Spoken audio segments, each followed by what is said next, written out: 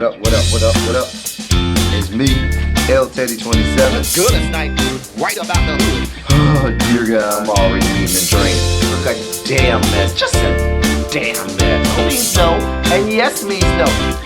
What up, what up, what up, what up, what up, what up, what up, what up? What's good, people? What is up? What's up, what's up, what's up, what's up? It's me, L Teddy 27, and I am back for yet another review. This is going to be our review for Queen Sugar. It is season 6. It is episode 4. It is entitled To a Different Day. Now, it makes so much sense that the people will be outside and decide that now is the time to cut the grass when I'm trying to tape a video. Dear God. Anyway, let's get on with it. Now, I feel like this was a filler episode. It wasn't a whole lot that happened this episode, but a lot of setups this episode. So this was definitely a filler episode. We start off, Charlie is getting prepared for an interview with Gail King. You know, she in hair and makeup. The girl is fixing her hair. Gail King comes on and says, hey, just trying to make sure that audio and video is good for us, ... Charlie is in D.C. meeting with the brass down there to the Democratic National Committee. Democratic National Committee. Anyway, Ralph, Angel, and Darla are in bed. It's the morning time. You know, they chilling, doing what two people do when neither one of them have a job. Y'all in bed. She pregnant. He laid out. And they just, doing that. Next thing you know, they hear cars and people and stuff pulling up outside. So he go outside. It's a police and look like crime scene investigators or whatever descending upon the farm. And basically, the sheriff tells them, listen, somebody put in a request with the judge to have your farm excavated because they believe that the remains of their relatives is on y'all property based on the information they got out of Nova's book. So Nova's book done caused all this to happen. Sheriff said, we got a warrant and all. Get over it. And Darla was like, Ralph Angel, just go ahead, come on in the house. Ain't no even use in fighting it. Meanwhile, at Prosper's house, his daughter Billy is, trying to take care of him, cook him some breakfast and made him some coffee. She offers him some breakfast and he don't eat. And I thought he was trying to be mean to her, but we later found out that she just can't cook, and that's why. And he just don't know how to tell her, I don't like your food and your cooking. I am hungry, but girl, you can't cook, and I don't eat that mess. That's slop. So she also goes on and he asks her certain questions like, hey, have you and Nova talking? She's like, no, we ain't talk. Let it go, honey. I don't know if we gonna talk. But she said, listen, I watched you. I noticed that you seem to be having still difficulty, recuperating and recovering since, your hospital stay. And I think you need a nurse. She wouldn't take no for an answer. So she said, listen, the nurse is on her way. I don't care what you say. The nurse is on her way. Get over it. So he don't have a whole lot of choice. Nova is at home installing cameras on the perimeter of her house to make sure that she can, see who and what is, at her house or going in her house, or make sure there are no people trying to do things to her. Cute neighbor comes by and says, listen, I think it's a good idea, never to, better be, safe than sorry. I can watch when you're not here from my house and make sure there's nobody coming around here. Or if you come in late and you need somebody to help walk you to your house, I can do that. You can come to my house and then we can walk from my house to your house so you can, have a man here, so you feel safe or whatever.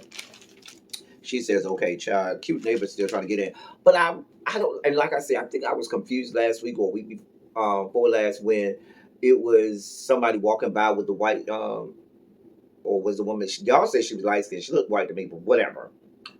Y'all say that somebody told me it wasn't cute. That wasn't cute neighbor. That was just another person, not cute neighbor. So I don't know.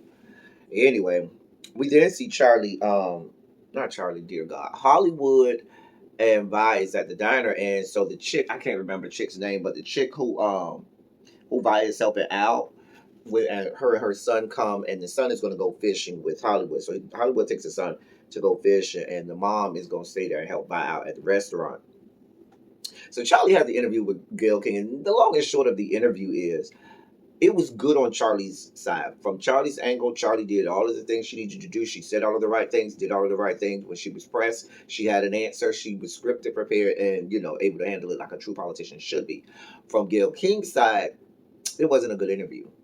Low ball, softball questions, didn't ever really press her like, sometimes we've seen Gail King do, or like a good journalist should. And so, yeah, it was two sides to the same story. So, like I said, from Charlie's angle, yep, it did what it needed to do. It put her in the limelight, got her some national notoriety. She was able to answer the questions about Davis or whatever, and let people know, yeah, we working it out. Yeah, he's doing better. Da da da da da. But yeah, you could have went a lot harder, but she didn't. Anyway, Micah and his frat brother. So I think we found out because I think I heard him say frat at one point during this conversation. But they chilling at the dorm or whatever, or somewhere on campus, and they're having a conversation about Marcus Garvey and whether or not America is a place for Black people and should you emigrate with an E, not immigrate with an I, but emigrate with an E to another country, because America just ain't shit. Funny enough, I was going through some stuff today, and I saw Jamel Hill was interviewing Jill Scott, and they were talking about Jill Scott said, "Listen, I might need to move." I forgot what I think she said Denmark. I might need to move to Denmark because I got Black boys, and I don't feel safe raising Black boys in these yet to be United States of America. Anyway, that was a sidebar. But they're having that whole conversation. And so he was like, and so Michael gets ready to leave. He was like, yeah, I'm going to go buy, get some flowers for my girl. And so frat brother says, oh, you mean Professor so-and-so? And Michael was like, I know. I see the two of y'all too. I see y'all interactions. And so Michael was like, don't tell nobody. He said, all right, you good with me, bro. Don't worry about it. I ain't going to tell nobody, but I see y'all. I see y'all. So that happens. We then see watch Ralph Angel. He's out there. He's listen. Y'all on my property. I'm watching y'all to see what y'all got going on, what y'all doing. And matter of fact, y'all don't have permission to go all the way over there because that's where my mama grave is, and y'all don't need to disturb and be disrespectful to my mama grave. I don't care what kind of warrants y'all got. So as he's talking to these people, you see him reach down and take a handful of the soil and put it, in a piece of paper or a napkin or something, and puts it in his pocket, and so forth. He's going to use that to get tested to make sure, we'll get to that a little bit later. Um, Nova and Billy have a sit down. They sit down and they talk. And Billy tells Nova, recaps what really happened years ago with Jimmy Dale. Listen, she said, listen, he lured me to a secluded area, tried to rape me. I was able to get away before anything bad happened, but he still went around spreading rumors and throwing my name under the bus, and y'all all believed him, and nobody wanted no parts of what I had to say or no parts of believing me. And so Nova, of course, still feels horrible that she did that to Billy. And she said, listen, Nova apologizes and says, I wasn't there for you then, but I'm definitely here for you now. Girl, Nova. Mm-mm. We done canceled you, Nova, after the whole book fiasco from 2 seasons ago. We don't want no parts of you, Nova. We don't want no parts of you, girl. Anyway, um, Ralph Angel and Darla are at home. And so Rob Angel tells Darla, listen, I'm going to get this soil sample so I can have a baseline and see what my soil is because I don't trust these people. They might be putting something in the ground as opposed to trying to, take stuff out of the ground. He said, I need a baseline to at least see what my soil was before these people came.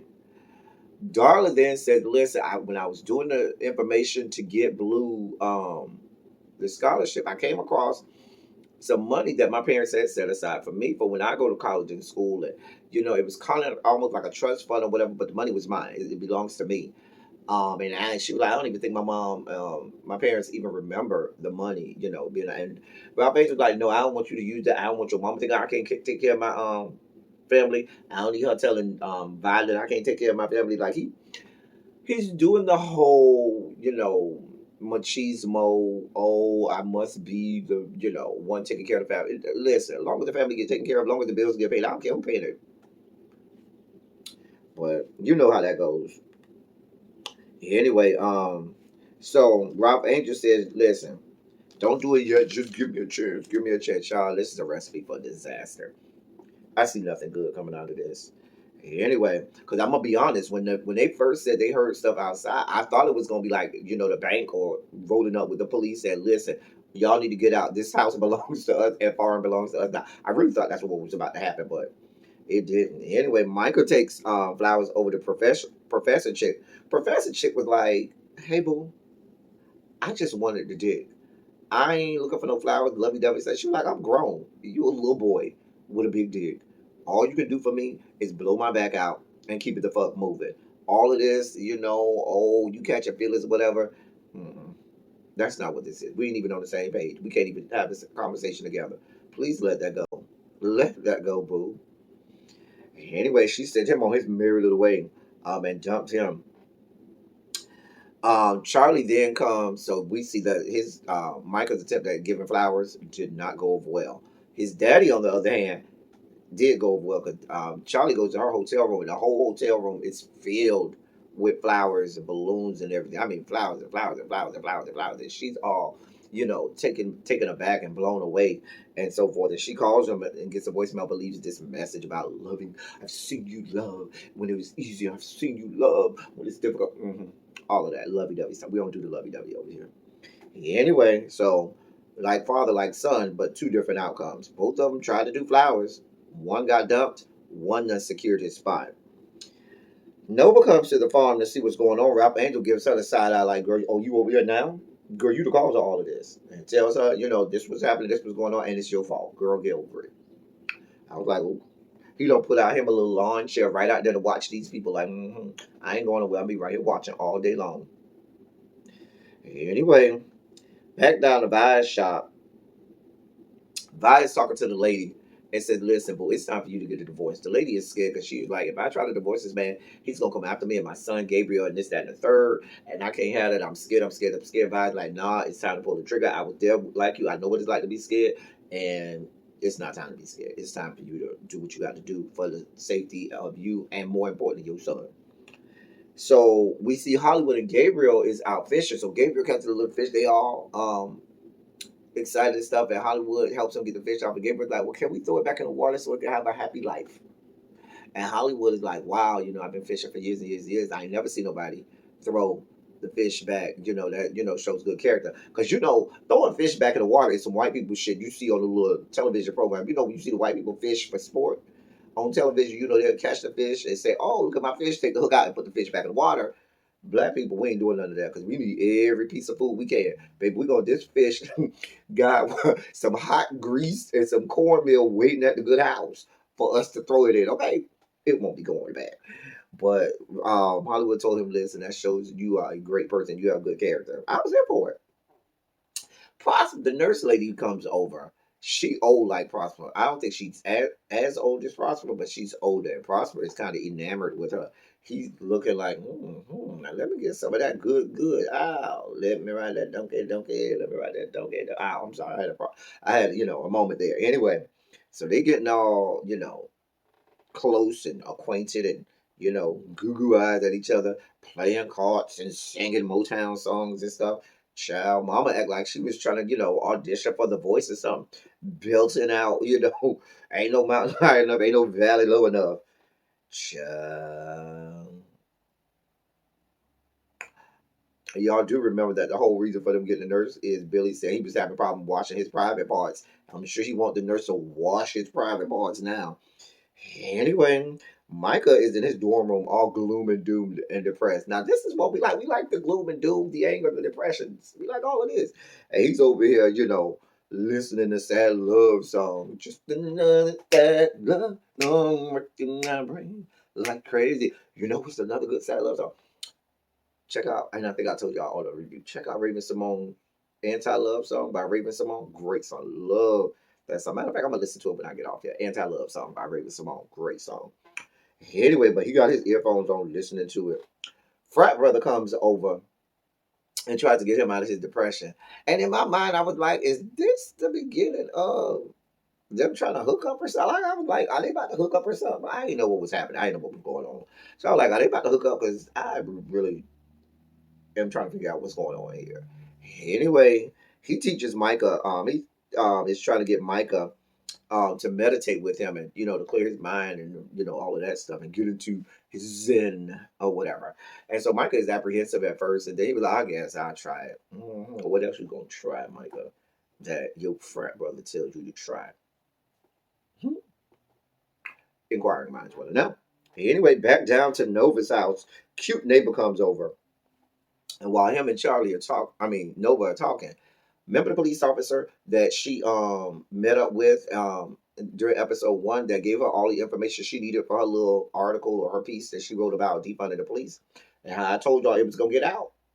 Basically, he came over to tell her, "Listen, they know I've been talking to you. They know they don't see it for you and they don't see it for me. They coming for both of us." You need to be prepared. He said, I'm about to get out of town for a few days just to lay low, out of sight, out of mind. You might think about doing the same. And she was like, nah, I ain't going nowhere, but thank you for telling me. So she goes back over to the cute neighbor, and cute neighbor and her start talking some more. And cute neighbor tells her, talk to her about, forgiveness and reconciliation. And he was mad with his mom for a long time, ended up having to be, because he had to be raised by his grandmother, and he ended up being thankful to his mom for just deciding that he needed to be raised by his grandmother, because that turned him into the person that he is. This, that, and the third. I mean, I understand. I have similar stories or whatever, but he's talking to her about that. Now, I don't know if that's going to come back up or that's going to be important. I would hope it is, because a good writer is not going to just infuse that conversation in there without knowing. But I did find it curious that he immediately knew that guy was a cop, and the guy ain't have on no cop clothes. He didn't come in no cop. He came in a regular pickup truck, and he said, "Oh, that was a cop," and she was like, "How the fuck you know that's a cop?" And that's how they got in the conversation about his family and background. But I found it curious. Oh, you knew he was a cop. You real chummy, real conveniently during this time. Who sent you here? Where you came from, cute neighbor? Anyway, back down to Ralph Angel's house. He gets the info back from the soil samples, and come to find out, they say it's filled with pesticide. So much pesticide, like you either got to be stupid or deliberately trying to ruin your crops. And so he immediately said, "Yep, I knew it must be the Landry's trying to ruin my crops or whatever." He said the Landry's probably said the all of this stuff to my house that's jigging up my ground now. So he feels like the Landry's are responsible for ruining everything that he got going on right now. Vi and Hollywood come over, and Ralph Angel immediately is like, "Girl, I don't want to talk to you about why you here. I don't see it for you right now." And she was like, "This, I ain't here for all of that. You my family. I'm still here to support you, this, that, and the third." While they trying to figure that out, one of the investigative people come over and say, "Oh, we got something. They done found human bones and remains in the soil." And they were like, "I guess that story wasn't all bad. Wasn't all, you know, um, wasn't all false, or wasn't all not true." And it went on from there. Like I said, this was a filler episode. Now, it's very possible that the Langley's could have planted some out there. If they don't planted pesticides all in this man soil, they very well could have also planted human remains out there. The problem is he doesn't have samples of his soil from before there was the pesticides in there to use as a real baseline. So there's nothing to, base it or put it up against. I don't. I got my side eye on cute neighbor. I don't know how that's going to go. I got my other side eye on frat brother and Micah to see where that's going. I also want to know where they're going with this whole situation with Billy, where that's going, and how that ties in. Also, I don't. The ancillary story right now of the lady who by herself, and not like, why are we focusing this much attention on this lady and her son? It's because this is a real ancillary story, and I feel like unless there's much more to this that's going to come out, it's not needed. You'll see. Y'all get in the comment section. Let's do what we do. Let's good about what we saw. Until next time, that's all I got for y'all. Thank y'all for coming. Y'all drive safely. I'm out.